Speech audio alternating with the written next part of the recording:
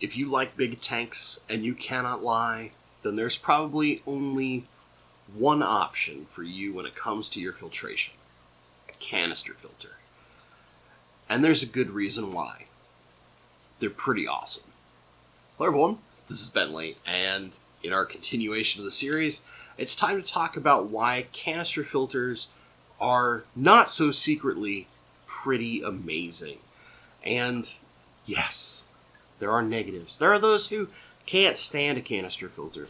But I'm here to tell you, they have their place, and when you use them in the right place, they are quite nice. So let's start with a great example. This thick boy, right here. These guys, the Awaze, kind of new in the grand scheme of things to the market, but one of the important things that a lot of canister filters can do is make it easier to get some of our equipment out of the tank. Now, not everyone is going to be like our Awaze and have the capability to put your heater in the actual canister itself, although there are plenty of them that allow that to occur. But what this does is, instead of like that big bulky hang on the back or your obvious sponge, you have much thinner intake tubes. And, you know, a great example would be here, because you can customize them, even in Fallen Forest here. You can barely see it at a glance, right? I mean, you can use the glass inlet and outlets, whether it's a lily pipe or something else. You can use stainless steel if you prefer that look, or you can just go with the more typical, like, black or clear plastics that come with them. But what happens is that you have much more minimal amount of equipment instead of this huge chonky thing sitting there. You just have a tube that comes over the top and a thin piece that's in your tank. So it minimizes the number of things you need to hide. So if you're trying to have a more aquascaped, beautiful planted tank, it is significantly easier to hide that equipment.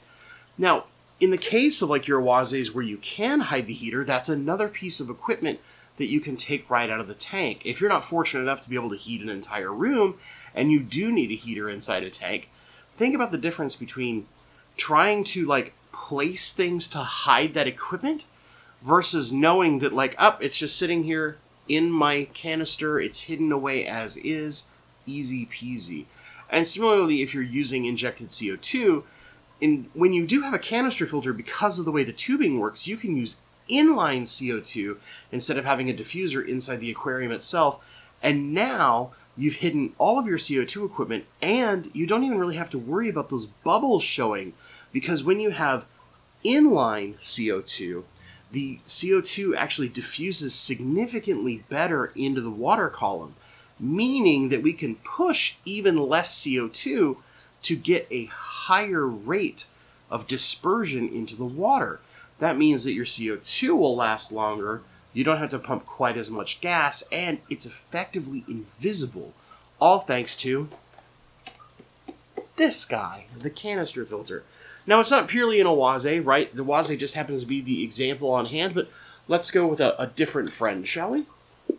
Let's say we're going back to our friend, the Fluval 407 here. Right? Simple. No equipment to hide. This is the inlet outlet. The stoppers are just off of it to make it easy.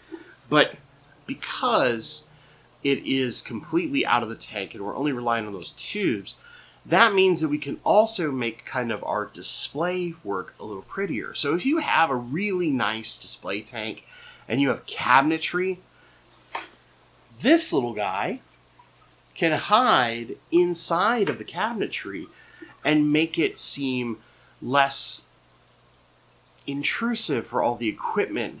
Same with like your CO2, right? In cabinetry and things like that, you can hide everything. And when you're working with a canister, maybe you've got that inline CO2, that just removes more and more equipment out of your tank, and it puts more focus on your hardscape, your plants, your fish, all those things we want to pay attention to, and not necessarily those things that you want to stick out like a sore thumb. If you've got sponge filters compared to having a canister filter, you know exactly what I'm talking about. There's no missing them. And especially if this is designed to be like your centerpiece aquarium, your beautiful display, it's in your living room, or maybe it's in your like, whatever hangout room you have. It's in your personal man cave. It's the one aquarium you put on display that your friends get to see, and the rest you like hide off somewhere else so they don't know how much of a fish nerd you are. whatever that may be, right? Or maybe it's like, I'm only allowed one tank in the house, Bentley. How do I make it as pretty as possible? Canister filters are part of the way to go. Now, that's just one aspect of the canister filter. Let's talk about the real benefit to a canister filter. Flow, power, maintenance. It's a combination of all these things. Because we have this huge box compared to our hang on the backs, right? We can fit a lot of media inside these things. And whether it's like your Eheims or the ADA Superjet, the F-Zone Fancy Boy, you know, those big cylindrical style filtration units where you can just fit a ton inside them, whether it is sponge, biomedia, a giant bag of carbon, whatever the heck you choose to put inside it. You have those options, right? You have lots of space to fill it with as much or as little media as you in theory would want. Most of us, of course, are going to try and pack these things to the brim. We want to maximize the amount of media. We maximize that biocapacity. That way we have kind of that crutch. It's that safety net, right? Where we think about, like, I have all this room. If something does go wrong, I can just handle spikes. My aquarium has lots of room for beneficial bacteria, so if I do accidentally feed too much, or I go on vacation and my auto feeder like freaks out and puts too much food in there, or the person my pet sitter, whatever, they don't feed it the way I want, these have the biocapacity to handle that significantly more easily than like a sponge filter or a hang on the back. It's really just basically making sure that whether you are lightly stocked or heavily stocked, you have significantly higher biocapacity to handle the things that happen to your tank. Now, for those of you who do like a heavily stocked tank, maybe you're doing African cichlids or something like that, where your mabunas and things like that, things that can be kind of aggressive if you don't have a high density of fish to kind of spread that aggression out. When you are doing that dense layer of fish, that huge high capacity fish, you're generating a lot of waste. And if you do not have the biocapacity of something like this, you end up needing several filters to do what one canister filter can do. So if you were doing hang on the backs, for example, let's say you had a 125-gallon tank, big, beautiful display of African cichlids as an example, you could probably filter that entire tank with a singular FX6 and handle it no problem. To do the same with like your aqua clears or your titles, you're going to need probably 2 to 3 of those things at a minimum just to handle the biocapacity. And that doesn't necessarily mean that you can also do the important thing that canisters allow us to do: minimize maintenance. Now, I want to be clear. I don't necessarily think that everyone should try to do their best to do as little maintenance as possible. However, because of the nature of how canister filters function, the amount of media they contain, and the significantly stronger pumps that come within their general filtration style, right? Most of your canister filters have fairly powerful pumps. You can typically maintenance them significantly less. And, there's all sorts of horror stories. You probably saw one recently, like, I saw a comment recently, somebody go like, I never want a canister filter. I saw on the aquarium co-op when they opened up that FX6, all that brown sludge. That's because that filter hadn't been serviced in like 2 years. And the fact that that thing is still running that long with no service, your regular hang-on backs aren't doing that for you. They can't handle that. But canisters can in some cases. Not all, right? You would not want something like the Fluval 407 to go 2 years without maintenance. That's a little wild. Or an Awaze, your pre-filters are going to gunk up really fast. But the fact that they can go significantly longer than most other filter types without being absolutely required to have maintenance is a major benefit for a lot of people who keep and love canister filters. If you're tired of servicing your filter every 2 weeks or every month, you might want to look at a canister filter. Just don't look at the Awaze with the pre-filter sponges. You do need to service those slightly more often, but that's also a different positive we'll talk about in a minute. So if you want to service your filter only every 3 months, maybe even 6 months for a really lightly stocked tank, like let's say I have the same Fluval here on this 40-gallon breeder, or like I have the F-Zone AstraStream, right, the Fancy Boy, the same as like the big Eheims, things like that. I could realistically only service that filter about once every 6 months, and I would be okay. I prefer to service it more often. I prefer every 2 to 3 months. That's a personal choice, but realistically, 6 months is fine based on the stocking levels and what I'm doing inside of my aquarium. Now, the other thing we mentioned, of course, is because of those stronger pumps, that flow. If you're looking for more flow rate, you want to do like a Riverine style tank. You want that stronger turnover. Maybe you're keeping U.S. native fish, which are native to streams, so you need that stronger flow, that higher oxygenation in order to keep those fish happy. Canister filters are your best friend. They have the strongest pumps of pretty much anything outside of going all the way up to like a sump where you can get a really powerful DC controllable pump. But there are even some canisters like the F-Zone, like the Sun HW5000 XYB635, whatever, it's got a long name, I don't like it, but it also has a DC controllable pump.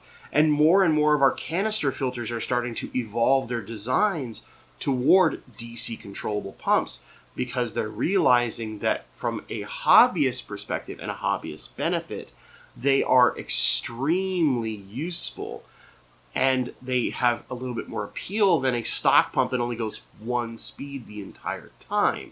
It allows a little more control, and whenever you have more control, that is generally something that is considered a huge positive within the aquarium community.